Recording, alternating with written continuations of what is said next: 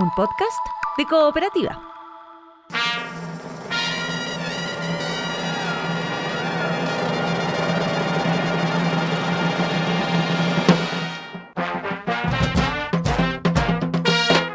Hola, esto es Salud por la Historia, un podcast que reúne las conversaciones que hemos tenido durante ya varios años con el dramaturgo Andrés Kalavsky. Diálogos sobre los pequeños y grandes momentos que forman nuestra historia. Hablamos de música, de inventos, de creaciones y decisiones que cambiaron nuestra vida, de aventuras y descubrimientos, de heroínas, héroes y villanías. Este es un podcast para entender cómo llegamos hasta aquí y suena como un brindis. Salud por la Historia.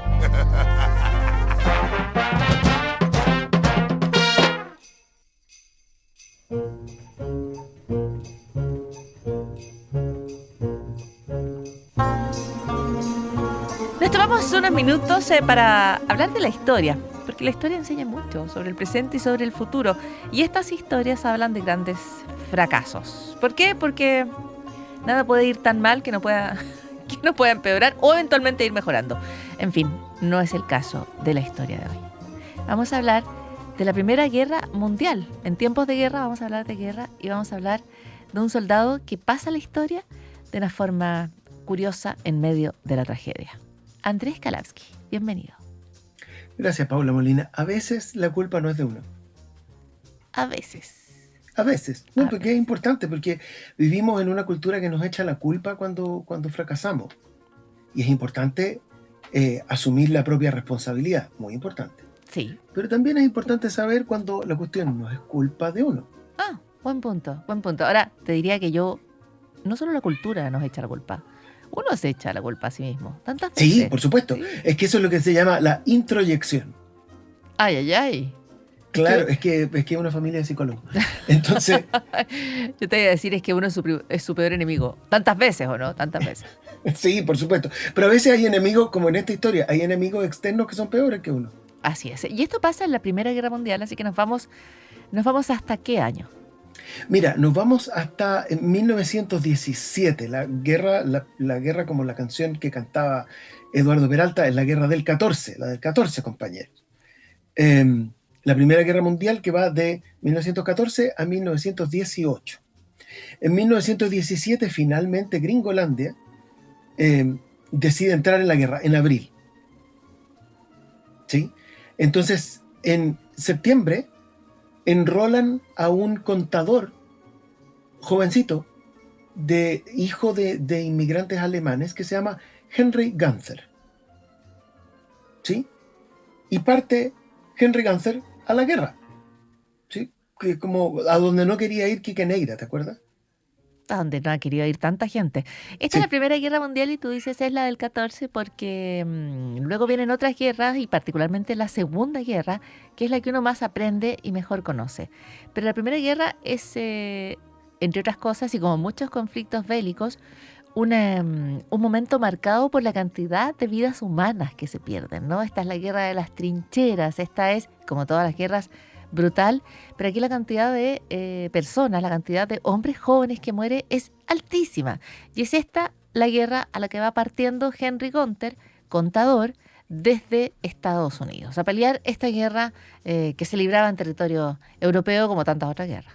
Claro, y esta es una guerra que efectivamente desoló Europa y una parte de Estados Unidos, tanto que produjo fuertes cambios culturales porque hubo una generación de hombres que no existió, ¿sí? Porque fue una guerra enorme, espantosa, que claro, la Segunda Guerra la opacó en términos como publicitarios, pero fue una guerra que los historiadores habitualmente asumen que el siglo XX empieza aquí, empieza con esta guerra que transforma todo.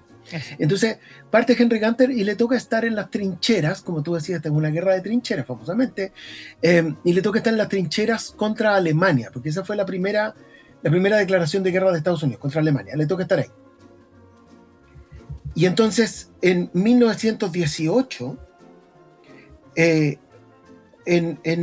finalmente se logra el armisticio, que es una palabra que me cuesta mucho decir, pero que es la paz, el fin de la guerra.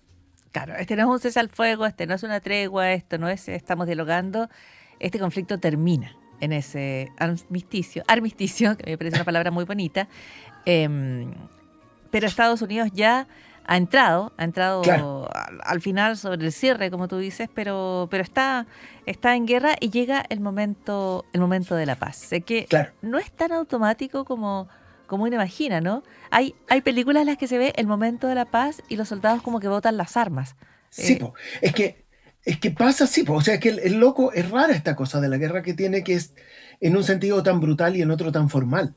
Entonces, el 11 de noviembre se firma el armisticio, pero razonablemente hay que alcanzar a avisar. Entonces, el armisticio se firma a las 5 de la mañana, pero entra en efecto a las 11 de la mañana. Ahora, la gente a esa altura más o menos ve que se puede venir. Entonces, los distintos bandos están tratando de mantenerse más o menos piola porque a lo mejor viene un armisticio. o ¿Sí? sea, están a la Entonces, espera, a la guaite. a la guaite, todo el mundo en su trinchera tratando de no hacer mucho. Pero entonces a las 5 de la mañana se firma, a las 11 de la mañana entra en vigor. Saben que va a entrar en vigor ya porque ya son más de las 10. Son más de las 10:40, son más de las 10:50. Y aquí es donde la historia tiene dos versiones. Una versión dice que este señor Gunther había tenido una vida bastante mala cuando entró al ejército, porque lo pillaron escribiendo una carta a un amigo diciendo: amigo mío, haz lo posible para que no te enlisten porque lo vaya a pasar súper mal, que es una carta bien razonable de mandar. Sobre todo para quien tenía la experiencia directa de la guerra.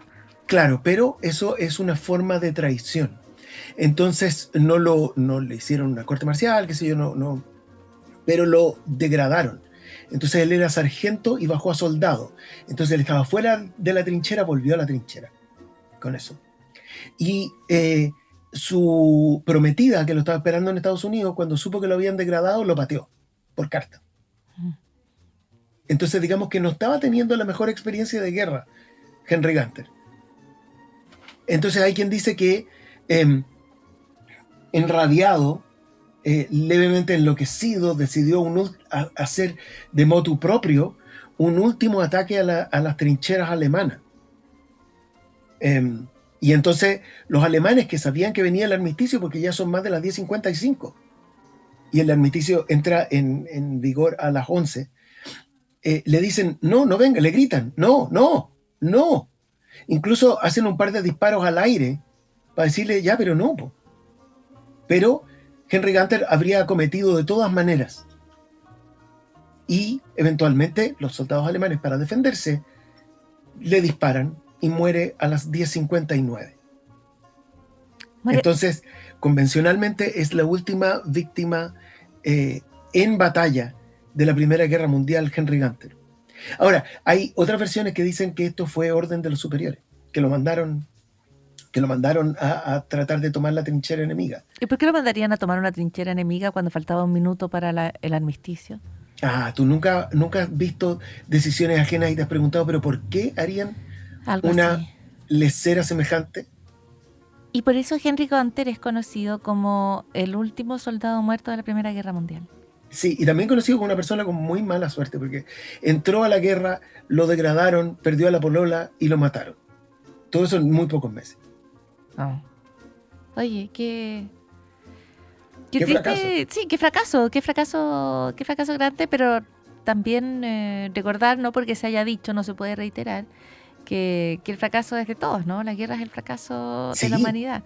Y completamente. yo creo que esta guerra, que es la primera que lleva al concepto de mundial, y probablemente, como la historia de la humanidad es la historia de la guerra, hemos tenido muchas otras en las que participó mucha gente, pero esta es la guerra como en la cual se acuña este concepto terrible, y es que distintos países van a pelear, por lo tanto, personas de distintos lugares del mundo, con distintas historias, van a ir a perder la vida en un conflicto que nunca se va a entender muy bien hacia dónde avancen y qué intereses sirven, ¿no es cierto? Porque son muchos, como son muchos sus participantes, pero inaugura la idea con la cual hoy se convive siempre: esta es una guerra mundial. Y hasta el día de hoy tenemos miedo a que la guerra sea mundial, a que participemos todos, cuando en cierta medida nunca dejaron de ser mundiales desde ese momento hasta ahora, ¿no?